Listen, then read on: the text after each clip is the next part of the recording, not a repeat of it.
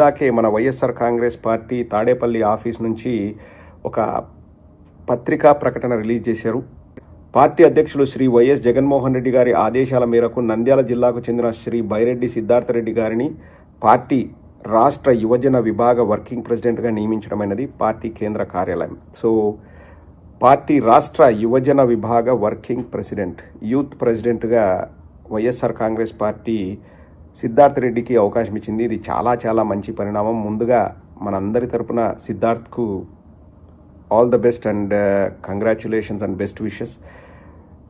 సిద్ధార్థ్ ఆధ్వర్యంలో యువత మరింత ఎక్కువగా పార్టీ కోసం పనిచేసి 2029లో లేకపోతే మధ్యంతర ఎలక్షన్లు వస్తే 2027లో జమిలీ, అది what ever it is, next ఎలక్షన్స్లో జగన్మోహన్ రెడ్డి గారిని ముఖ్యమంత్రిని చేయడానికి యువత అంతా సిద్ధార్థ్ రెడ్డి ఆధ్వర్యంలో పనిచేస్తుందని ఆశిస్తాము.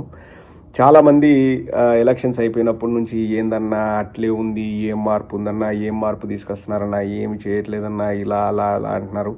వాళ్ళకు క్లియర్గా ఇప్పటికే తేడా తెలుస్తుంది.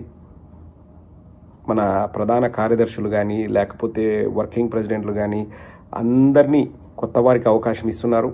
చాలామందిని అంటే పార్టీ కోసం ఎవరైతే కష్టపడ్డారో వారందరికీ గుర్తింపునిచ్చి వారిని ముందు పెట్టి వాళ్ళ లీడర్షిప్లో క్యాడర్ పనిచేసే విధంగా జగన్మోహన్ రెడ్డి గారు అడుగులు వేస్తున్నారు. మార్పు అన్నది ఖచ్చితంగా కనిపిస్తుంది.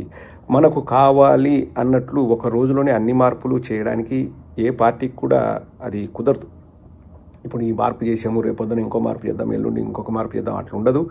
ఒక్కొక్కటిగా జగన్మోహన్ రెడ్డి గారు మార్పు చేసుకుంటూ వస్తున్నారు. అందులో భాగంగా సిద్ధార్థ్కి యూత్ ప్రెసిడెంట్ ఇచ్చారు and Siddharth is the right candidate. I feel that's a very very good move and very good step for the party.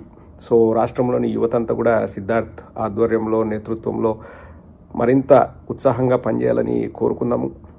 ఇప్పుడు మనం గత 8-9 నెలలుగా చూస్తే ఎన్నో కొత్త కమిటీస్ వస్తున్నాయి వైఎస్ఆర్ కాంగ్రెస్ పార్టీలో. అనుబంధ విభాగాలు కానీ, అలాగే ప్రధాన కార్యదర్శులు కానీ, డిస్ట్రిక్ట్ అధ్యక్షులు కానీ, లేకపోతే రీజనల్ కోఆర్డినేటర్స్ కానీ, ప్రతి ఒక్కరిని మారుస్తున్నారు.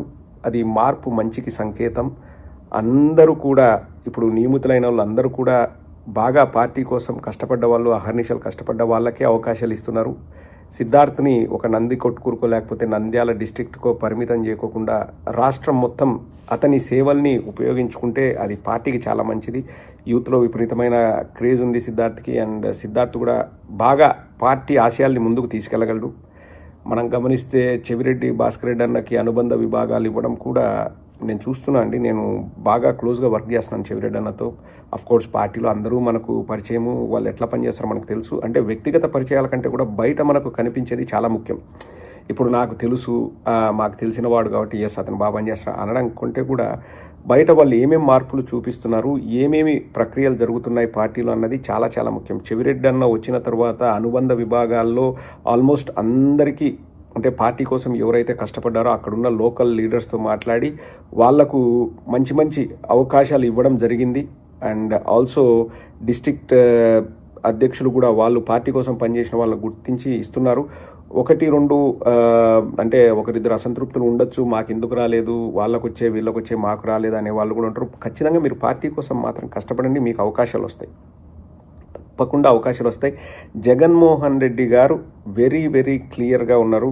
ఎవరైతే కష్టపడతారో వారికి అవకాశం ఇవ్వండి అని చెప్పేసి అదే పెద్ద మార్పు. అంటే ఇంతకుముందు ఫస్ట్ 2019కి ముందు అప్పుడు పార్టీ కోసం కష్టపడిన వాళ్ళకి ఇచ్చాము. తర్వాత అధికారంలోకి వచ్చిన తర్వాత ప్రతి ఒక్క కార్యకర్త క్యాడర్ చెప్పేది ఏంటంటే జగన్మోహన్ రెడ్డి గారికి కార్యకర్తకి అంతకుముందు 2019కి ముందు ఉన్న ఆ బాండ్ మిస్ అయింది అన్నది ప్రతి ఒక్క కార్యకర్త చెప్పే మాట.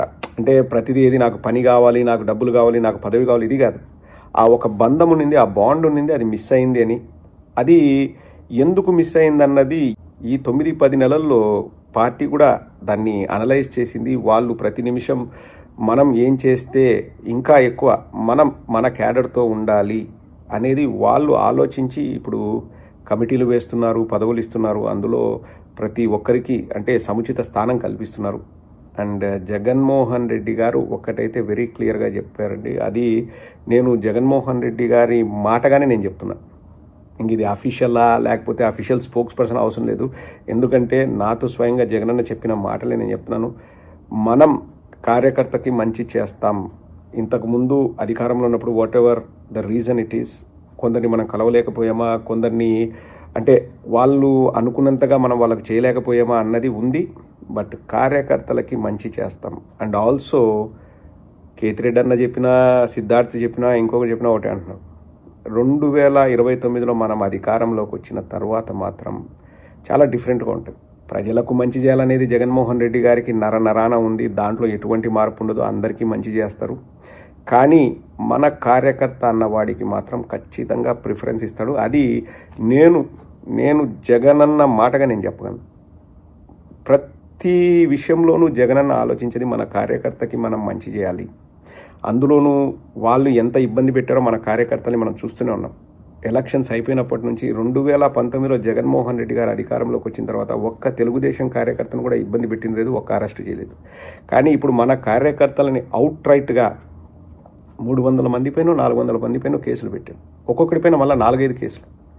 వాళ్ళు ఎంత బాధపడ్డారో జగనన్నకు తెలుసు. జగనన్న దృష్టికి వచ్చింది. జగనన్న కూడా చాలా అప్సెట్ అయ్యారు. ఇంతగా నా కార్యకర్తల్ని వీళ్ళు ఇబ్బంది పెట్టాలా అని చెప్పేసి. అందుకనే రానున్నది జగనన్నతో పాటు ప్రయాణించే ప్రతి ఒక్క కార్యకర్తకి మంచి జరుగుతుంది. రానున్నది కార్యకర్తల కాలం, కార్యకర్తల టైం. అండ్ ప్రతి ఒక్కరూ కష్టపడండి, జగనన్న కోసం పనిచేయండి.